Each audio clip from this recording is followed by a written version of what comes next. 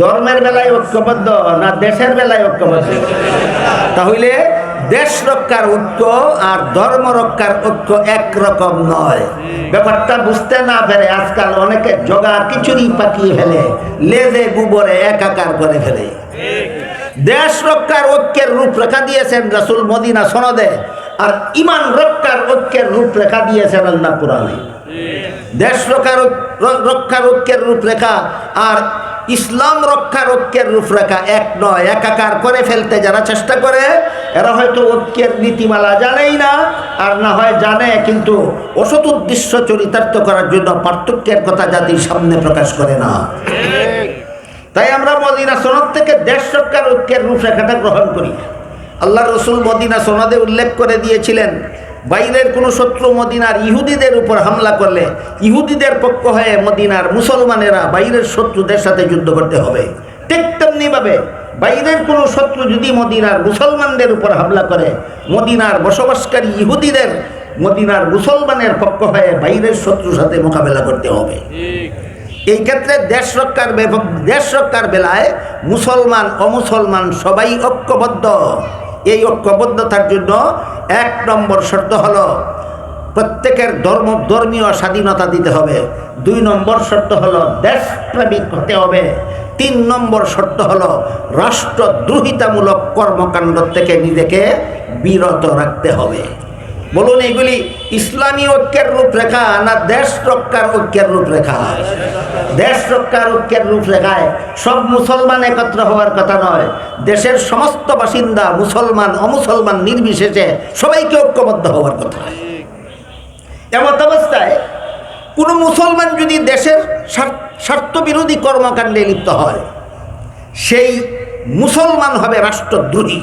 হয়তো তার নাগরিকত্ব বাতিল করতে হবে, আর না হয় তাকে দেশদ্রোহিতার শাস্তি আদালতে বহন করতে হবে। এরকম একজন দেশদ্রোহী মুসলমানের নাম, ইতিহাস কুখ্যাত মুসলমানের নাম হলো মীর জাফর। মীর জাফর মুসলমান নবাবের প্রধান সেনাপতি ছিল, জাতিগতভাবে ছিল মুসলমান। বলুন, সে দেশপ্রেমিক ছিল না দেশদ্রোহী ছিল? এইরকম দেশদ্রোহী কিয়ামত পর্যন্ত যত দেশদ্রোহী দেশবাসীর কাছে ধরা পড়বে, এদের হয়তো নাগরিকত্ব বাতিল হবে, আর না হয় রাষ্ট্রদ্রোহিতার আইনের আওতায় আদালতে এদের বিচার করতে হবে। এইরকম একটা দেশদ্রোহী সংগঠন আছে বাংলাদেশে। এই দেশদ্রোহী সংগঠনটার নাম ইসকন। ইসকন রাষ্ট্রদ্রোহী সংগঠন। এই সংগঠনের বাংলাদেশের নাগরিকত্ব রাখার অধিকার নাই। এই সংগঠনকে আদালতে আইনের আওতায় রাষ্ট্রদ্রোহিতার বিচার করতে হবে। যদি বিচারও করা হয় না, দেশের নাগরিক হয়েও থাকতে চায়, সারা দেশের হিন্দু মুসলিম বৌদ্ধ খ্রিস্টান নির্বিশেষে সমস্ত বাংলাদেশের নাগরিকদের এই ইসকনের বিরুদ্ধে জিহাদ করতে হবে। কাজেই এই হইল দেশ রক্ষার ঐক্য। মুসলিম সমন্বয় হয়, এতে কতগুলি শর্ত আছে।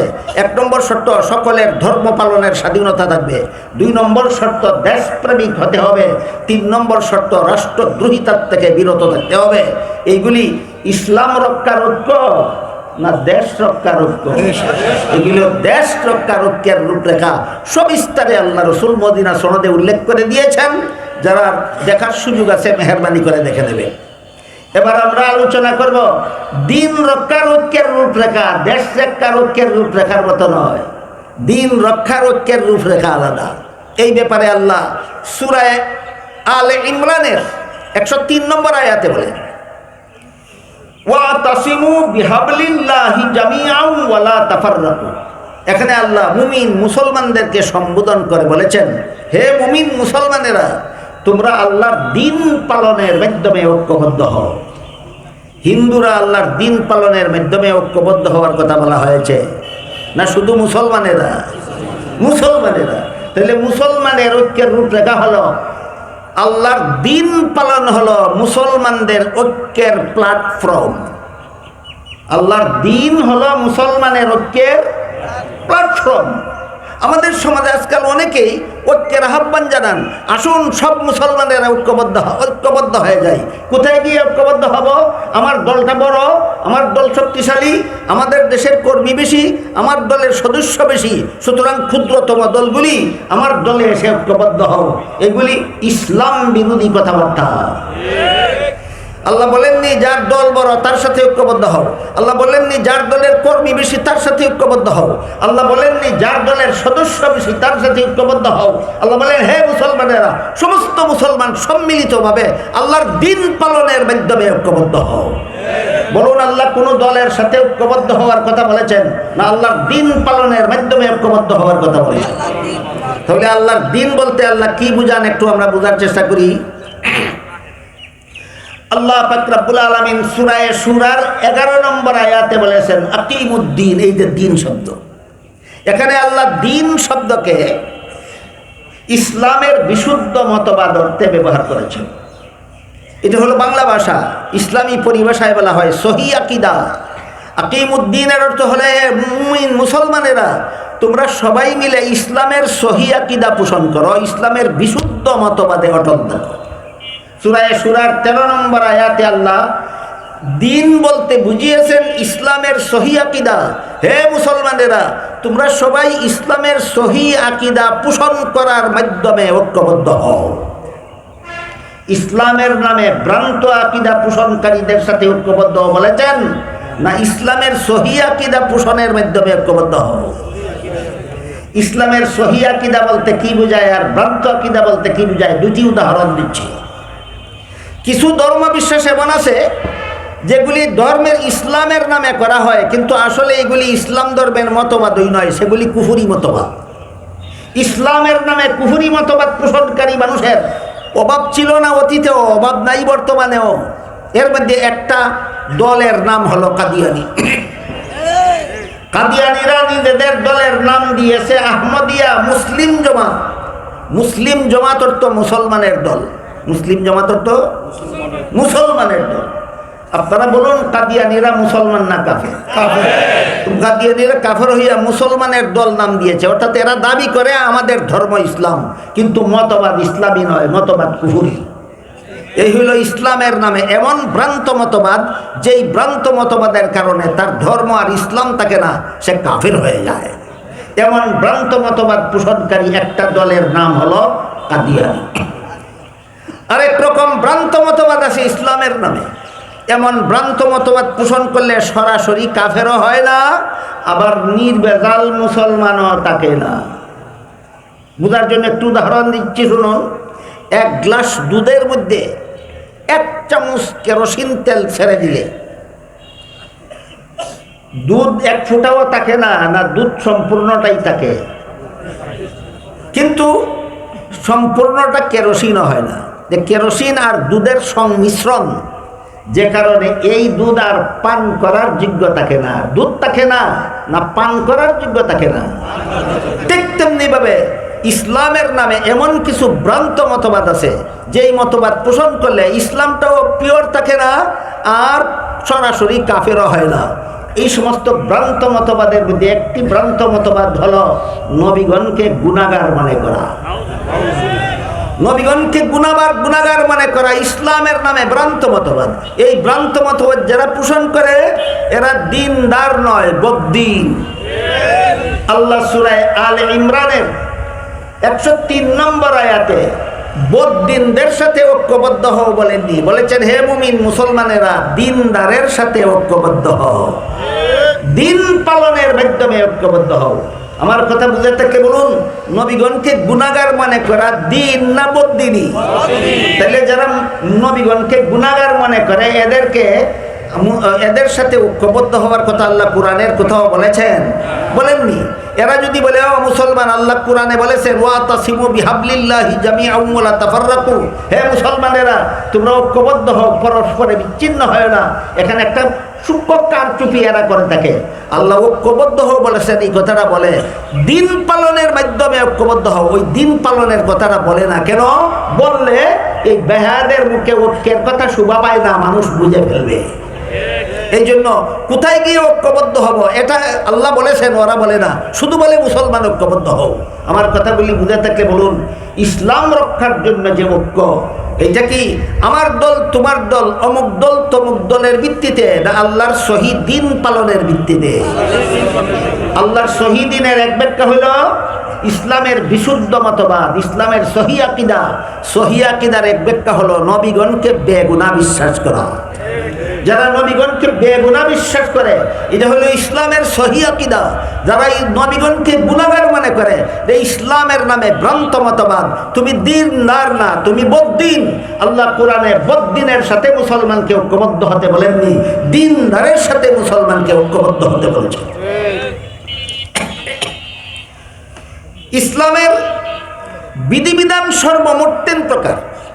এক প্রকার বিধিবিধান হলো ঈমান আকীদা সম্পর্কে, এক প্রকার বিধিবিধান হলো ইবাদত বন্দেগী সম্পর্কে, এক প্রকার বিধিবিধান হলো আখলাক সম্পর্কে, চরিত্র সম্পর্কে। এর মধ্যে সবচেয়ে বড় গুরুত্বপূর্ণ বিধান হলো ঈমান আকীদা সম্পর্কে। ঈমান আকীদা সম্পর্কে নবীগণের ব্যাপারে আল্লাহ পবিত্র কোরআনের সূরাতুল বাকারার 124 নম্বর আয়াতে বলেছেন, লা ইয়ানালু আহদিজ জালিমিন, নবুয়তের পদ আমি কোনো গুনাহগারকে দান করি না। সূরাতুল বাকারার 124 নম্বর আয়াতে আল্লাহ কি বলেছেন? গুনাহগারদেরকে নবী বানাই না, গুনাহগারদেরকে নবী বানাই না, গুনাহগারদেরকে নবী বানাই না। এটা কি 1-2 নবীর বেলায় ব্যতিক্রমী কথা, না সার্বজনীন? সমস্ত নবীদের বেলায় আল্লাহর সার্বজনীন নীতিমালার ঘোষণা হলো, কোনো গুনাহগারকে আমি নবী বানাই না, যাদেরকে নবী বানাই এরা জীবনে কোনোদিন গুনাহ করে না। অথচ আমাদের সমাজে যথেষ্ট মুসলমান এমন পাওয়া যায় যারা বিভিন্ন নবীর জীবনের বিভিন্ন ঘটনাকে মন গড়া ব্যাখ্যা, অপব্যাখ্যার মাধ্যমে বিভিন্ন নবীকে গুনাহগার সাব্যস্ত করে। এই সমস্ত নবীগণের 1 নম্বরের তালিকায় রয়েছেন হযরত আদম আলাইহিস সালাম। হযরত আদম আলাইহিস সালামকে আল্লাহ জান্নাতে দিয়ে একটি গাছের ফল খেতে নিষেধ করেছিলেন, কিন্তু শেষ পর্যন্ত ইবলিসের দুকায় পড়ে আদম নিষিদ্ধ গাছের ফল খেয়েছিলেন। এই হলো আদমের নিষিদ্ধ গাছের ফল খাওয়ার ঘটনার সংক্ষিপ্ত কথা। এই ঘটনাকে অপব্যাখ্যা করে কেউ কেউ বলে যে আল্লাহর আদেশ নিষেধ লঙ্ঘন করলেই তো গুনাহ হয়, আর আদম যে লঙ্ঘন করলেন সেটা তো কোরআনেই আছে, সুতরাং কোরআনের বিবরণ মতেই তো আদম গুনাহগার সাব্যস্ত হয়। তোমার এই ব্যাখ্যাটা যদি আমি একটু সময়ের জন্য মেনে নেই, তাহলে সূরাতুল বাকারার 124 নম্বর আয়াতটি তুমি রাখবা কোথায়, যেখানে আল্লাহ বলেছেন কোনো গুনাহগারকে নবী বানাই না? একবার বলবেন আল্লাহ কোনো গুনাহগারকে নবী বানাই না, আবার বলবেন আদম তুমি গুনাহগার। আল্লাহ এমন স্ববিরোধী কথা বলেন, আপনাদের বিশ্বাস হয়? তাহলে এই আদমের নিষিদ্ধ গাছের ফল খাওয়ার বিশুদ্ধ ব্যাখ্যা কোথায় আছে? আমি একটু পরে বলবো, এর আগে বলতে চাই, আদমকে নিষিদ্ধ গাছের ফল খাওয়ার ভিত্তিতে গুনাহগার সাব্যস্ত করা ইসলামী মতবাদ নয়, এটা খ্রিস্টানি মতবাদ। কিভাবে খ্রিস্টানি মতবাদ? বাংলাদেশে যে সমস্ত বাংলা ভাষাভাষী খ্রিস্টানেরা তাদের ধর্ম প্রচারের জন্য বাংলা ভাষায় বিভিন্ন বই পুস্তক লিখেছে, এর মধ্যে একটা বইয়ের নাম আছে কোরআনের আলোকে বেহেশতে যাওয়ার পথ। এই বইয়ে খ্রিস্টানেরা লিখেছে প্রথম নবী আদম প্রথম গুনাহগার। কি ছিল আদমের গুনাহ? জান্নাতে নিষিদ্ধ গাছের ফল খাওয়া ছিল আদমের গুনাহ। তারপরে সেই বইয়ে লেখে এই গুনাহগার আদমের বংশে যত নবী জন্মগ্রহণ করেছেন সমস্ত নবী জন্মগত গুনাহগার। কি ছিল অন্যান্য নবীর গুনাহ? গুনাহগার আদমের বংশে জন্ম হওয়াটাই ছিল তাদের গুনাহ। তারপরে সেই বইয়ে খ্রিস্টানেরা লিখেছে শেষ পর্যন্ত একজন নবীকে আল্লাহ বেগুনাহ বানাবার জন্য তাকে আর পাপিষ্ট আদমের বংশে জন্ম না দিয়ে আল্লাহ নিজের ঔরসে জন্ম দিলেন। ইনি হলেন হযরত ঈসা আলাইহিস সালাম। ইনি পাপিষ্ট আদমের বংশে জন্ম না হয়ে আল্লাহর ঔরসে জন্ম হওয়ার কারণে একজন নবী বেগুনাহ, আর বাকি সবগুলি নবী গুনাহগার, পাপিষ্ট। খ্রিস্টানদের বইয়ের বিবরণ বুঝে থাকলে এবার বলুন, নবীগণকে বিভিন্ন জীবনের বিভিন্ন ঘটনার ভ্রান্ত ব্যাখ্যার মাধ্যমে নবীগণকে গুনাহগার সাব্যস্ত করা মুসলমানি মতবাদ না খ্রিস্টানি মতবাদ? সুতরাং মুসলমান সমাজে যারা নবীগণকে গুনাহগার বলে প্রচার করে বেড়ায়, এরা নিঃসন্দেহে খ্রিস্টানদের এজেন্ডা বাস্তবায়নের উদ্দেশ্যে মুসলমান সমাজে ইসলামের নামে কাজ করে। এরা নিঃসন্দেহে খ্রিস্টানদের দালাল। এবার আমরা বোঝার চেষ্টা করব, তাহলে আদমের নিষিদ্ধ গাছের ফল খাবার সহি ব্যাখ্যা কি ছিল। মুফাসসিরিন কেরাম তাফসীরের কিতাবে বিভিন্ন সহি ব্যাখ্যা লিখেছেন, সবগুলি একদিনে বলা যায় না। আজকের মতো একটি মাত্র সহি ব্যাখ্যার কথা আপনাদের বলি। মানুষের জীবনের কোনো কাজে সওয়াব হয়, কোনো কাজে গুনাহ হয় দুনিয়ার জীবনে। জান্নাতি জীবনের কোনো কাজে সওয়াব নাই, গুনাহ নাই। মানুষের জীবনের কোনো কাজে সওয়াব হয়, কোনো কাজে গুনাহ হয় কোন জীবনে? জান্নাতি জীবনের কোনো কাজে সওয়াব নাই, গুনাহ নাই। আগে আরেকটি উদাহরণ শুনুন। দুনিয়ার জীবনে মুসলমানদের জন্য আল্লাহ বিধান দিয়েছেন, ফানকিহু মা তাবা লাকুম মিনান নিসাই মাসনা ওয়া সুলাসা ওয়া রুবা ফাইন খিফতুম আল্লাহ তা'দিলু ফাওয়াহিদাতান। হে মুমিন মুসলমানেরা, তোমরা প্রয়োজনে 2 স্ত্রী একত্রে রাখতে পারো, প্রয়োজনে 3 স্ত্রী একত্রে রাখতে পারো, প্রয়োজনে 4 স্ত্রী একত্রে রাখতে পারো, এর বেশি নয়। এবার বলুন, দুনিয়াতে যদি কোনো মুসলমান 5 জন স্ত্রী একত্রে রাখে গুনাহ হবে কিনা? গুনাহ হবে। হাদিস শরীফে আল্লাহর রাসূল বলেছেন, জান্নাতে একজন মুমিন বান্দাকে কমপক্ষে 72 জন স্ত্রী দেওয়া হবে। যেখানে 5 জন স্ত্রী রাখলে গুনাহ হয়, সেখানে 72 জন রাখবেন, গুনাহ হবে না কেন? এই প্রশ্নের যেই জবাব, আদম নিষিদ্ধ গাছের ফল খেলে গুনাহ হবে না কেন, ওই প্রশ্নের সেই জবাব। কি জবাব? এটা হইল সওয়াব গুনার সম্পর্ক। মানুষের কোনো কাজের সাথে সওয়াব গুনার সম্পর্ক দুনিয়ার জীবনে। জান্নাতি জীবনের কোনো কাজে সওয়াব নাই, গুনাহ নাই। আপনি জান্নাতে 72টা বিবি রাখলে সওয়াব নাই, গুনাহ নাই। দুনিয়াতে 5টা বিবি রাখলে গুনাহ আছে। তাইলে মানুষের জীবনের কোনো কাজে সওয়াব আছে, কোনো কাজে গুনাহ আছে কোন জীবনে? জান্নাতি জীবনের কোনো কাজে সওয়াব নাই। এবার বলুন, আদম নিষিদ্ধ গাছের ফল খেয়েছিলেন কোন জীবনে? এর সাথে সওয়াবেরও কোনো সম্পর্ক নাই, গুনাহেরও কোনো সম্পর্ক নাই।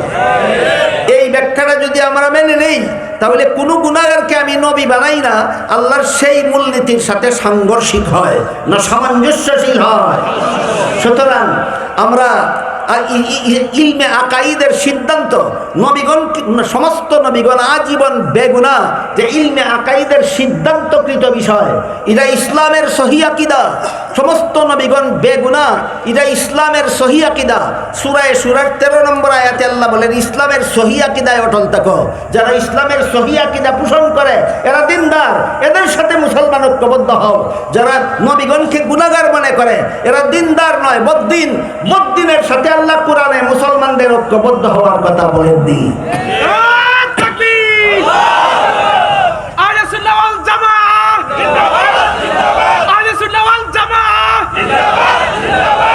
মুহতারাম হাজিরিন, পবিত্র কোরআনের সূরা হুজুরাতের 3 নম্বর আয়াতের শেষের দিকে আল্লাহ বলেছেন, লাহুম মাগফিরাতুন। আমার নবীর সাহাবাগণের জীবনের সমস্ত ভুল ত্রুটি গুনাহ খাতা মাফ করে দিলাম। বলেন, আল্লাহ সূরা হুজুরাতের 3 নম্বর আয়াতে নবীর সমস্ত সাহাবাগণের সারা জীবনের সমস্ত গুনাহ খাতা ভুল ত্রুটি ক্ষমার ঘোষণা করেছেন কিনা? ক্ষমা হয়ে গেলেও সমালোচনা করা যায় না। এই জন্য তিরমিজি শরীফের বর্ণিত হাদিসে রাসূল করিম সাল্লাল্লাহু আলাইহি ওয়াসাল্লাম বলেন, ইযা রাআইতুমুল্লাযীনা ইয়াসুব্বুনা আসহাবী ফাকুলু লানাতুল্লাহি আলা শাররিকুম। হে আমার উম্মত মুসলমানেরা, তোমরা যদি ওই সমস্ত লোকদের দেখতে পাও যারা আমার সাহাবাদের সমালোচনা করে, বলে দিও সাহাবা সমালোচকদের উপর আল্লাহর লানত। কোরআনের সেই আয়াতের ভিত্তিতে, রাসূলের এই আয়াতের ভিত্তিতে, ইসলাম রাসূলের এই হাদিসের ভিত্তিতে ইসলামের সিদ্ধান্তকৃত বিষয় হলো, আকীদা হলো সাহাবাদের সমালোচনা করা হারাম। সুতরাং যারা নবীগণকে গুনাহগার মনে করে এরা দিনদার নয়, বদ্দিন। যারা সাহাবায়ে কেরামের সমালোচনাকে হালাল মনে করে এরা দিনদার নয়, বদ্দিন। বদ্দিনের সাথে আল্লাহ কোরআনে মুসলমানকে ঐক্যবদ্ধ হতে বলেননি, আল্লাহ মুসলমানদেরকে দিনদারের সাথে ঐক্যবদ্ধ হতে বলেছে। আমার কথাগুলি একদিনে সব কথা বলা যায় না, তাও অতি সংক্ষেপে তাড়াহুড়া করে যা বলেছি যদি আপনারা শুনে থাকেন, বুঝে থাকেন, তাহলে বলুন, রাষ্ট্র দেশ রক্ষার ঐক্যের রূপরেখা আর ইমান রক্ষার ঐক্যের রূপরেখা এক না ভিন্ন ভিন্ন? রাষ্ট্র দেশ রক্ষার ঐক্যের রূপরেখা প্রদান করেছেন রাসূল করিম সাল্লাল্লাহু আলাইহি ওয়াসাল্লাম তার ঐতিহাসিক মদিনা সনদে, আর ইসলাম রক্ষার ঐক্যের রূপরেখা বর্ণনা করেছেন আল্লাহ পাক রব্বুল আলামিন সূরা আলে ইমরানের 103 নম্বর আয়াতে। জগা খিচুড়ি পাঠাবেন না, যেখানেরটা সেখানে রাখুন। দেশ রক্ষার ঐক্য হিন্দুকে নিয়ে হতে পারে যদি সে দেশপ্রেমিক হয়, যদি সে রাষ্ট্রদ্রোহিতামূলক কর্মকাণ্ডে লিপ্ত না হয়। দেশ রক্ষার ঐক্য বৌদ্ধকে নিয়ে হতে পারে, দেশ রক্ষার ঐক্য ইহুদিকে নিয়ে হতে পারে, দেশ রক্ষার ঐক্য খ্রিস্টানকে নিয়ে হতে পারে, যদি সে রাষ্ট্রদ্রোহী কর্মকাণ্ডে জড়িত না হয়, যদি সে সংবিধানের নিয়ম নীতি, দেশের আইন শৃঙ্খলা মেনে চলতে রাজি হয়। এমন ঐক্য মুসলিমদের সাথেও মুসলমান হতে পারে। বলুন, এটা ইসলামী ঐক্য, ইসলাম রক্ষার ঐক্য না দেশ রক্ষার ঐক্য? আর ইসলাম রক্ষার ঐক্য হবে শুধু ওই সমস্ত মুসলমানদের সমন্বয়ে যারা বদ্দিন নয়, যারা দিনদার মুসলমানদেরকে নিয়ে ইসলাম রক্ষার ঐক্য করতে হবে। আর সকল দেশপ্রেমিকদেরকে নিয়ে দেশ রক্ষার ঐক্য সাধন করতে হবে। সিরাতুন নবীর এই শিক্ষা আমাদের অনুধাবন করার এবং জীবনে বাস্তবায়ন করার সৌভাগ্য আল্লাহ আমাদের সবাইকে দান করুন। সবাই বলুন আমিন। সুবহান রাব্বিকা।